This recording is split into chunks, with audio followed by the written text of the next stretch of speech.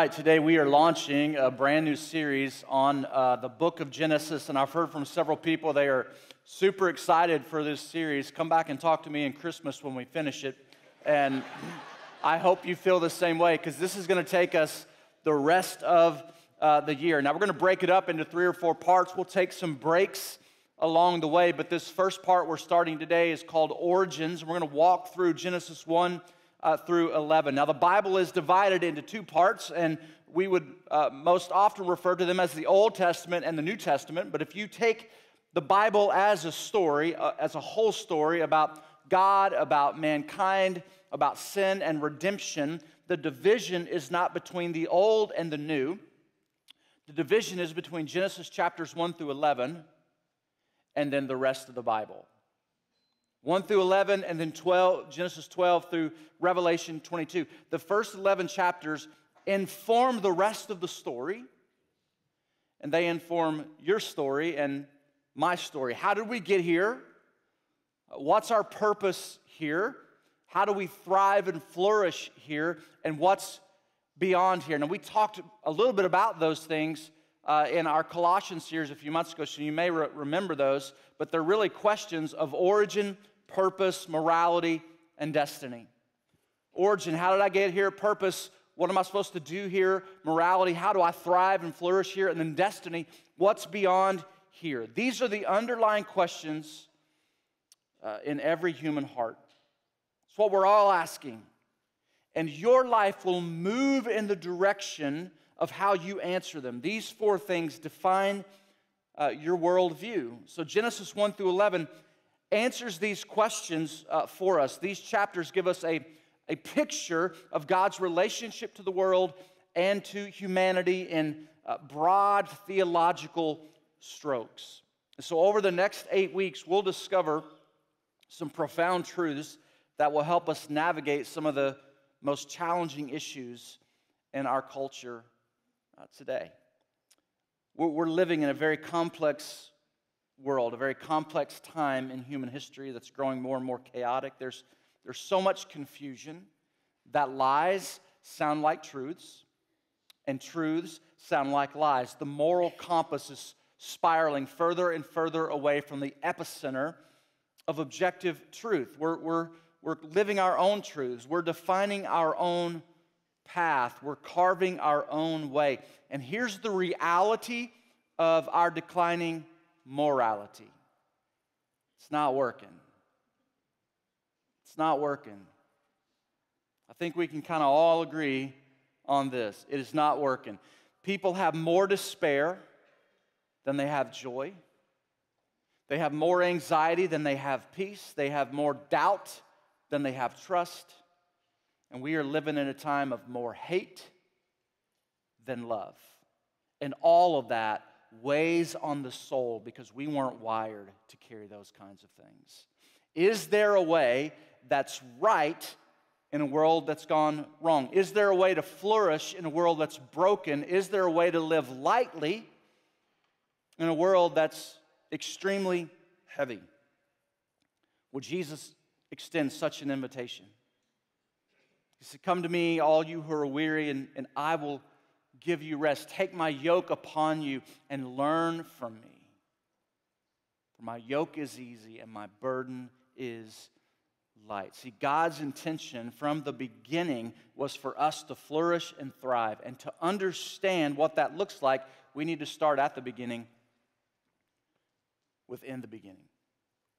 These are 3 of the 4 most important words right here in the entire Bible, because if there's a beginning, then there's a point to all of this. There's a plot to my life. There's a purpose in my pain. I'm not just here by some random chance or by some force of nature. There's a beginning to the story, and this is something that nearly all scientists and philosophers agree on. There was a beginning point to life on earth.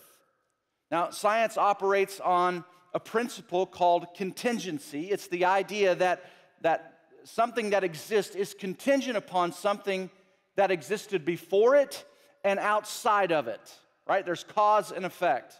You are here because of a mom and a dad that existed before you and outside of you. There was a cause. We don't need to go into that, right? And there's an effect. And there had to be a first cause that produced the effect of everything else. Now, most atheists and evolutionists would believe that the universe itself is the first cause, and that human life, it sprang up spontaneously from a single-celled amoeba that evolved over time and into intelligent life as we know it today. There was no designer, there was no creator. We're just the result of some random circumstance. That's a thought, that's a theory. If that's the beginning of our story, then there's not much hope for the end of our story. Like if we came from nothing, then we're here for nothing.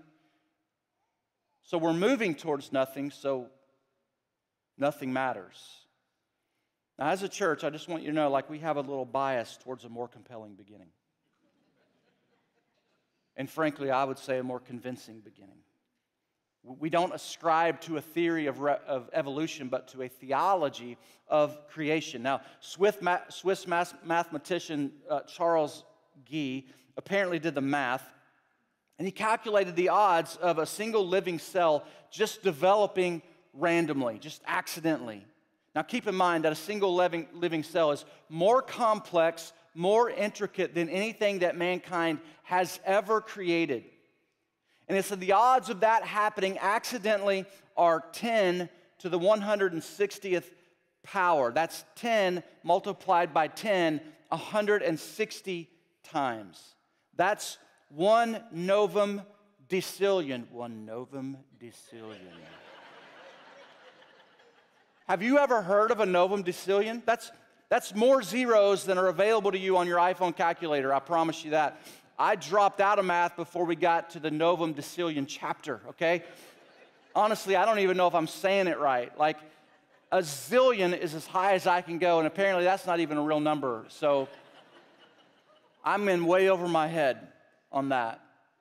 Another scientist said it this way, which is slightly more understandable. It said the amount of matter to be shaken together to produce a single molecule of protein would be millions of times greater than that in the whole universe. For it to occur on Earth alone would require many, almost endless billions of years. So you're telling me there's a chance, right? The theory of the universe as the first cause was actually disproved in 1929, when a guy by the name of Edwin Hubble looked through his telescope and saw further into space than anybody had ever seen before. And he observed that the galaxies were moving farther apart from each other and that the universe was expanding. And scientists later confirmed his findings and concluded that galaxies were moving apart from each other because of a massive explosion. And cosmologists have confirmed that all the galaxies, all the stars, all the planets, all the matter that we can see had a common point of origin with a single cosmic explosion that we've come to know as the Big Bang. The explanation of the origin of the universe is accepted in all major fields of science. So the universe is not the first cause, it's the effect of the first cause. Now, not everybody is convinced of that. For the last 94 years since Hubble's discovery, skeptics have come up with different explanations for why the Big Bang isn't contingent upon something else outside of it. The most widely accepted theory is called the nothing hypothesis. And the gist of the nothing hypothesis is that nothing happened. Nothing happened. Now, the problem with that theory, and I'm a simple man, is that nothing can't produce something. Nothing can't produce something. If you come home from work one day and you find that there is a hole in your pantry door, hypothetically, and there were kids around, and you asked them what happened, and they said nothing,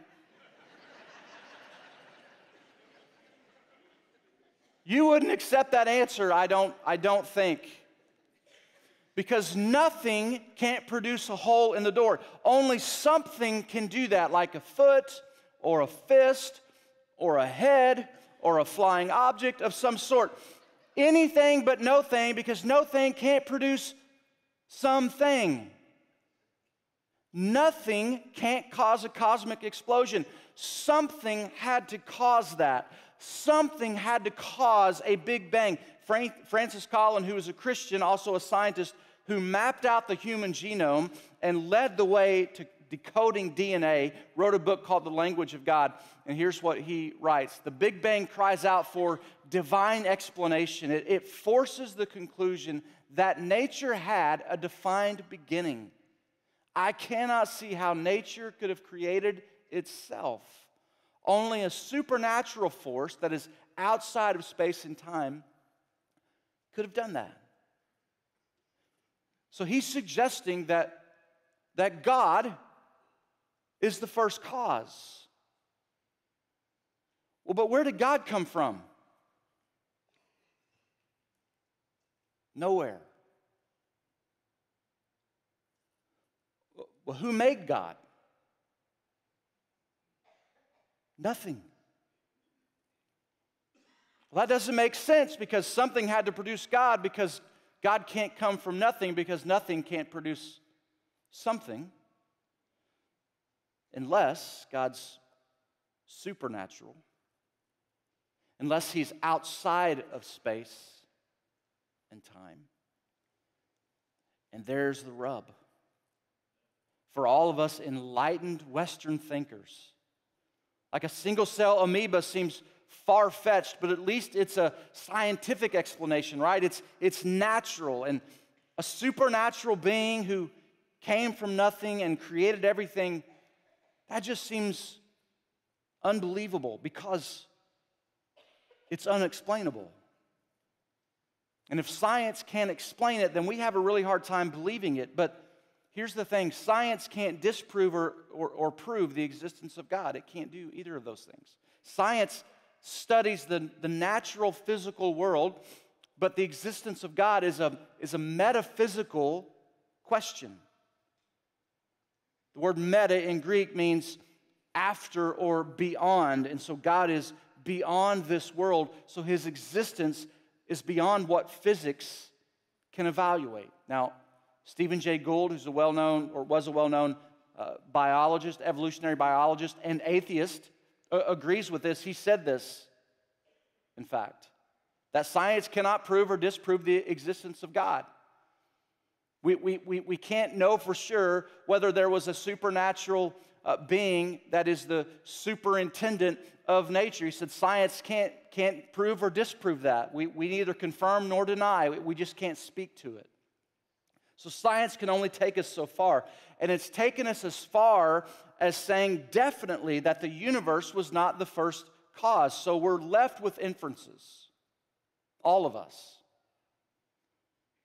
Like science leads us to the point, and then we kind of have to infer the rest. What is it leading us to? Either nothing was the cause or something was the cause, and that something had to be God, because nothing is just irrational. Nothing can't produce something. How can nothing account for the fact that the earth is uniquely positioned to support life? It's what's in the zone called the Goldilocks zone. Remember Goldilocks and the three bears? Like she's eating the porridge, and one's too hot, one's too cold, one is just right. So we've named that whole concept after a children's fairy tale, which I think is fantastic. But the earth is not too hot, it's not too cold, it's just right. The earth is tilted at an angle of like 23.5 degrees, and that exact slant is what produces our seasons. Now, I'd be in favor of seeing if we could just move it a degree or two and just eliminate winter altogether. Okay. Got crowd participation, that's good. But if the earth had not been tilted at 23.5 degrees, scientists say that vapors from the oceans would move both north and south, which would pile up ice and destroy all existing life. So I say let's just leave it where it is.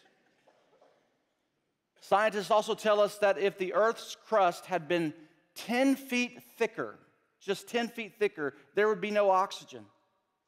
And all of life would cease to exist. Like so many things that just came together randomly to perfectly sustain life. Like, what are the odds? Edwin Conklin says it like this: the probability of life originating by accident is comparable to the probability of the unabridged dictionary originating from an explosion in a print shop. That I can understand.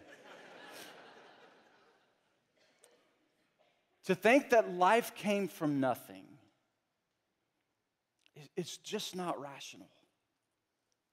But it's also unemotional. And I think that's the greater problem, because if you believe that nothing caused the universe, then you have nothing to build your life on. You have to look for your own meaning and your own purpose. But if nothing happened, then nothing matters. So there is no meaning.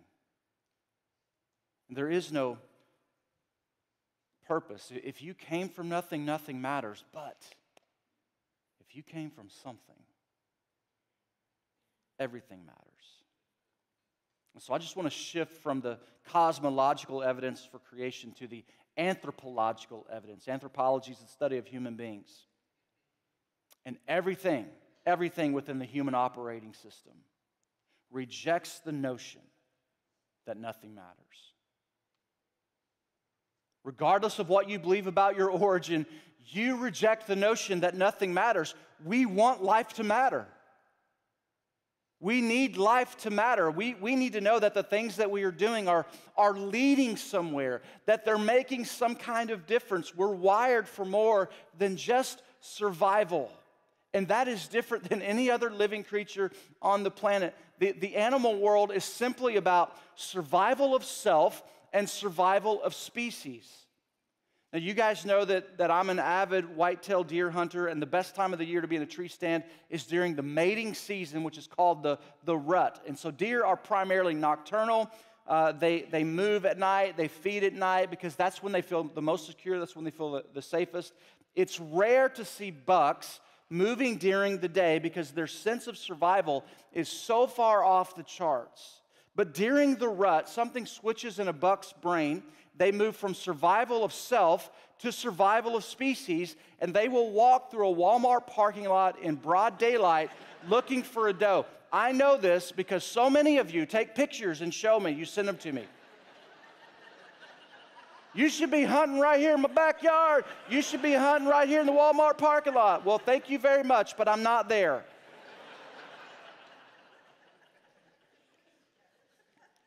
They just throw all caution to the wind.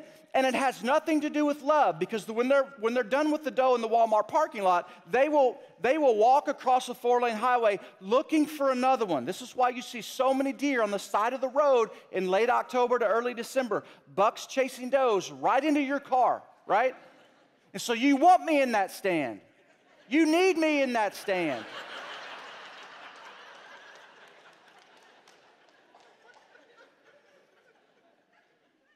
Don't judge me. A buck will lose up to 20% of its body weight during the rut because he shifts his focus from eating to breeding, to procreating. For 30 to 45 days, survival of self is less important than survival of species. There's this elevated testosterone in his body that drives him to fight with his buddies and breed does. And then after the rut, he goes back to his bros and ignores the does. He doesn't even think about sex for another 10 months. Ladies, how many of you can say that about your husbands, right? We are way different. There is a point, okay? And it's that I like to hunt. That's it. That's the point. The point is that the animal kingdom has this drive to survive. They are not concerned about making their world a better place. They are not concerned about the health and well-being of another animal. They are not trying to keep up with the Joneses' dog. They don't have a wide range of emotions. They have no sense of equity or fairness or winning or losing or good or bad or right or wrong, but you and I are very much driven by those things. We care about more than just survival.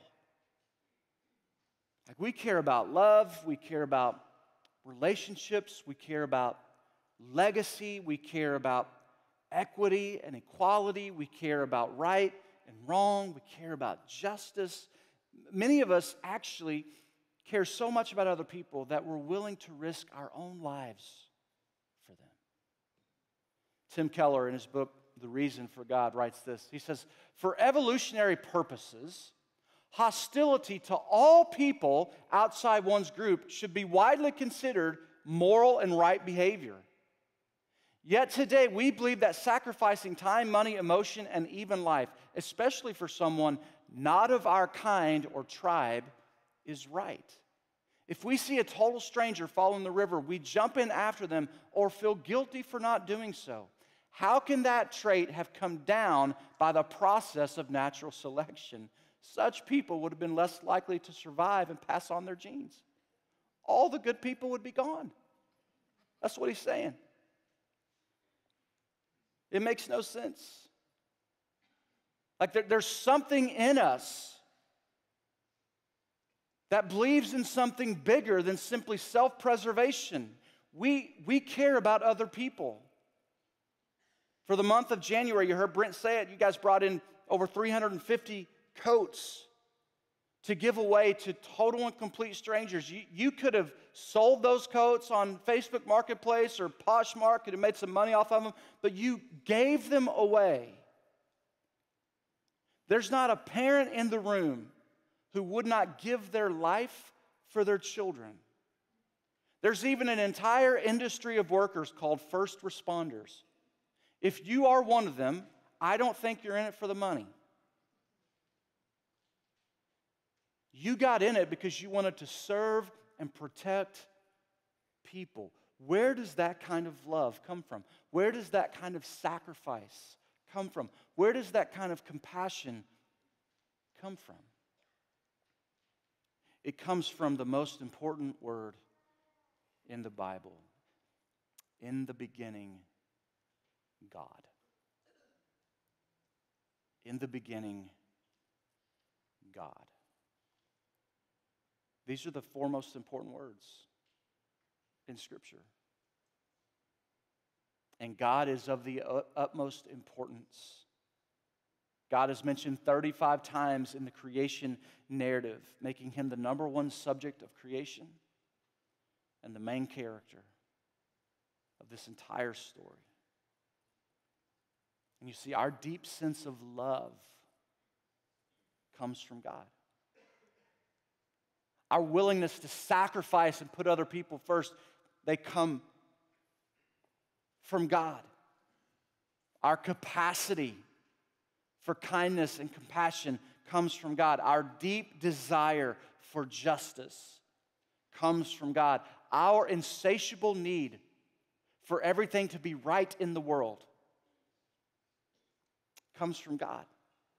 Even our desire to win comes from God, because God himself is in a competition with the world to win our hearts. He's in this epic battle with evil to win the souls of mankind, and we'll talk about that as we move through this series. And next week we'll talk specifically about why you and I have so much in common with God, what drives us towards love and compassion and justice and fairness. We'll talk about that.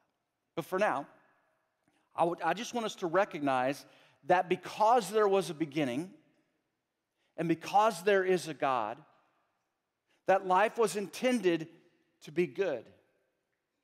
Because everything that God created, he declared good. And so let's just walk through. We can't walk through the whole thing, but we're going to walk through the first few verses of this story. In the beginning, God created the heavens and the earth. Now, theologians call this creation ex nihilo, which means out of nothing. God didn't take something that already existed and then turn it into something else. There was nothing at his disposal except his own power. Now, you and I cannot create something out of nothing. We can only create something out of something. We have to have existing material to create something. Like if you bake a cake from scratch, like it just means you didn't get it out of a box, but you still had to have ingredients. Like there had to be flour, and there had to be sugar, and there had to be cornstarch, I think, because I've never done it from scratch, but eggs. Like you had to have stuff to make this cake. You couldn't just create it from nothing. But God, because he's supernatural, because he exists outside of time and space and before time and space, can take nothing and create something. Verse 2. Now the earth was formless and empty. Darkness covered the surface of the watery depths, and the Spirit of God was hovering over the surface of the waters. The word hovering means to flutter like a bird flapping its wings. So I want you to envision that. The Spirit of God was not static. The Spirit of God was moving. The Spirit of God was giddy. The earth was formless and empty, and the Spirit of God was getting ready to form it and fill it. To form it and fill it. He was getting ready to bring creation to life. And that's the role that the Spirit plays today. He brings life. He recreates us into something that was empty and dark, and transforms us into something that's full of life and full of light. Verse 3. Then God said, "Let there be light," and there was light. And God saw that the light was good. And God separated the light from the darkness. God called the light day, and the darkness he called night. There was an evening, and there was a morning, one day. So day one, God was separating darkness from light. So he was forming night and day. On day two, God separated the waters from the waters, and he formed the sky and the atmosphere. On day three, he gathered the waters into one place and formed dry land and the seas. And the second half of day three, he began to fill what was empty. He began to fill the earth with vegetation. About 400,000 different species of plants and trees. Tall fescue grass, Kentucky bluegrass, so I could mow my lawn. Trees that I could climb so that I could hunt deer, which doesn't become acceptable until Genesis 9. We'll get there, okay? But for now, we're vegetarians, okay? But it was a good day. On day 4, God filled the expanse of the sky with the sun, the moon, and the stars. And today, that sun broke through. Hallelujah. Like right through the winter doldrums, and it boosts our mood, right? Or at least mine, because I've been grouchy, to be honest with you. Like January was awful. But the sun does something to us. On day 5, he filled the waters with over 33,000 known species of fish, great white sharks and little bitty Nemos. And he filled the sky with birds, an estimated 11,000 different species, from the wandering albatross with a 12-foot wingspan down to the bee hummingbird that's on average about 2.3 inches long. And God had a good day. And on day 6, he filled the earth with land animals between 1.2 million and 8.7 million. We just don't know how many. Fascinating, majestic animals like the Siberian tiger, the Arabian horse, the African elephant, the Cincinnati Bengal. But here's my favorite. Here's my favorite. It's my best friend. the German short-hair pointer, right? Actually, God didn't make the German short-hair pointer. He made the dog species, and over time, we got different varieties of dogs. But I'm going to say something here that's going to be a little bit controversial, but I need you to know this, and this is going to be the most important thing you hear today, okay? God created the dog, we created the doodle.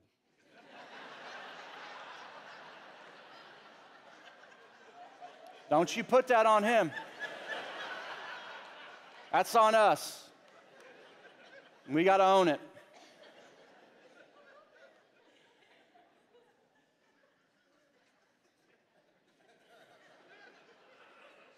We're going to give an account for the doodle. Better believe it. But I also have a poo, okay? I got a multi-poo, so I'm just as guilty. But the day wasn't over, right? God saved the best for last. In the afternoon of day 6, He left it all on the field and created the crown jewel of His creation.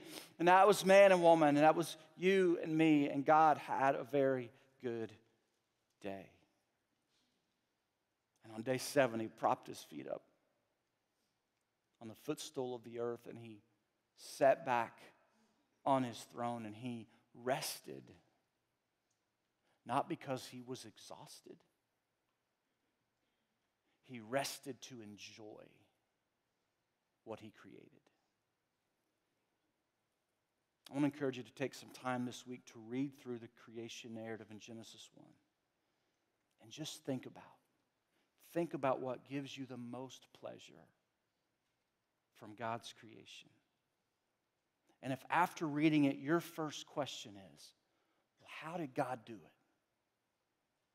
Was it a literal 6 days, or was there a gap in between the days? Is the earth 6,000 years old, or is it 4.5 billion years old? If that's your first question, listen,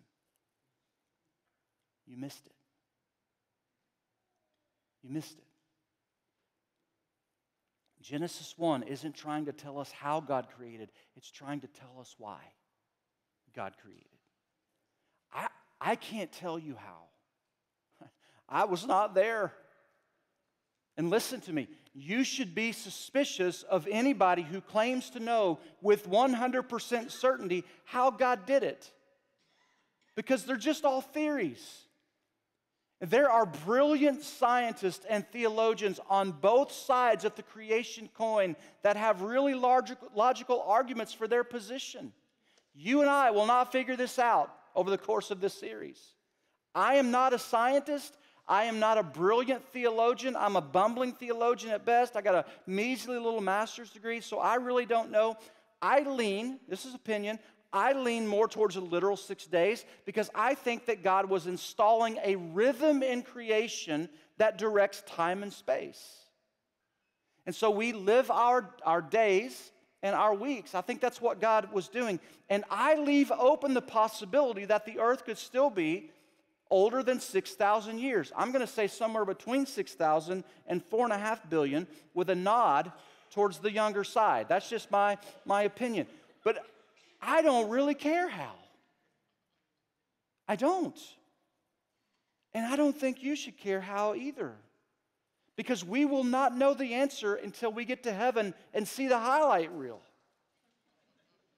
But what we do know with 100% certainty is why.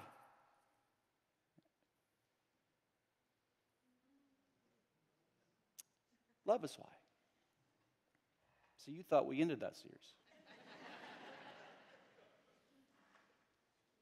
Love is why.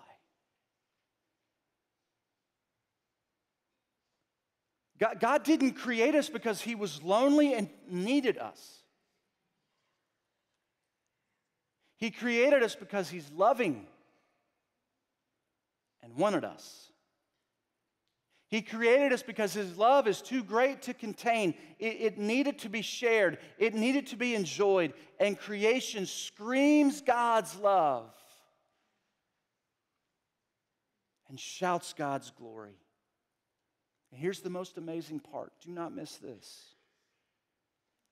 Because He's supernatural, because He is outside of time and space, God saw the whole story.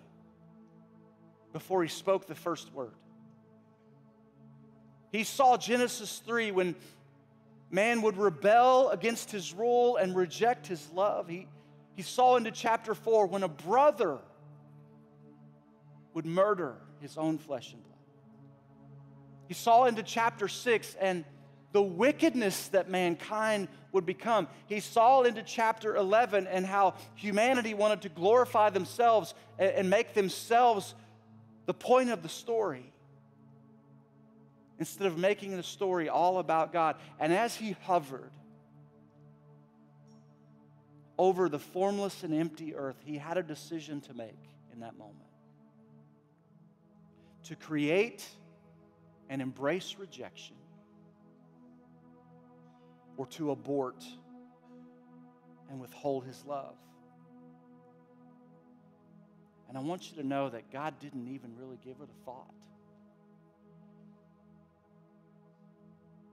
Option 2 was off the table. Like, it was an easy decision. His love was too great to contain. His love was willing to take the risk, and by the word of his power said, "Let there be light." And so began the story of God's dance with humanity. A story of love and compassion and kindness and goodness. A story of grace and mercy and sacrifice and forgiveness. A story that would one day require him to literally step into it, to become one of us, and then take up a cross to save all of us. And that chapter of the story begins much like the first. John 1:1, in the beginning was the Word.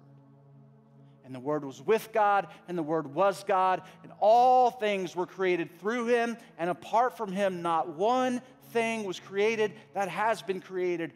In Him was life, and that life was the light of men, and that light shines in the darkness, and yet the darkness did not overcome it. Creation began with the light of God, and it continues with the light of Jesus, pointing the way back to the arms of the Father. And see, the middle of your story right now may be full of chaos and confusion, but if you're willing to follow the light back to the beginning, you will find a God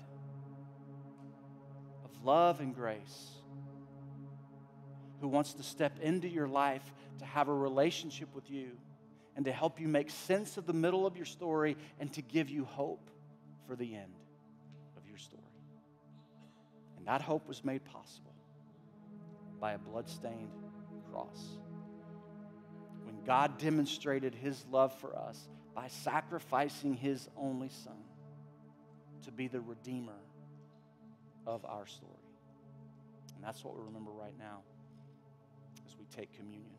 If you need a packet, you can raise your hand.